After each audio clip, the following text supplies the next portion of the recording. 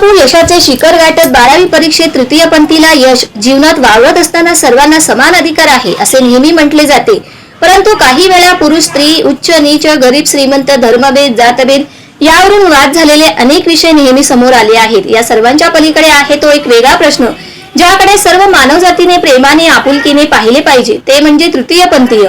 नैसर्गिकदृष्ट्या त्यांच्यावर ओढवलेली आपत्ती पाहता, त्यांना सहानुभूतीने पाहत, त्यांना समाजात उंच मानेने जगण्यासाठी मदत व्हावी अशीच अपेक्षा तृतीयपंथीयांची असते.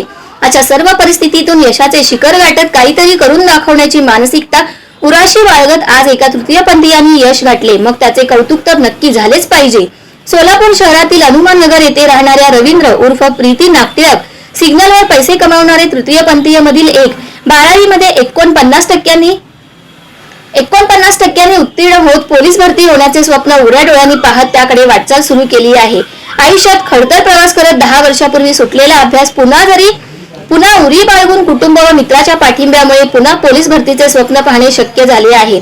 अक्कलकोट तालुक्यातील कडपगाव अक्कलकोट स्टेशन येथील सिद्धाराम म्हेत्रे ज्युनियर कॉलेजमध्ये अक्कलकोटचे प्राध्यापक सूर्यकांत कडपगावकर व कोंढळीचे शिक्षक मल्लय्या हिरेमठ यांच्या सहकार्याने प्रवेश मिळवला. प्राचार्य कंचनाळ सर व कडपगावकर सर यांच्या मार्गदर्शन मिळाला. सिग्नलवर पैसे मागणे तर रात्रीच्या वेळी अभ्यास करून 12वी परीक्षा उत्तीर्ण झाले. सद्यस्थितीला स्वकष्टावर पोलीस भरतीचा सराव करत असून समाजाच्या पाठिंब्याने पोलीस प्रशिक्षण केंद्र मार्फत सराव करण्याची अपेक्षा व्यक्त करण्यात आली आहे.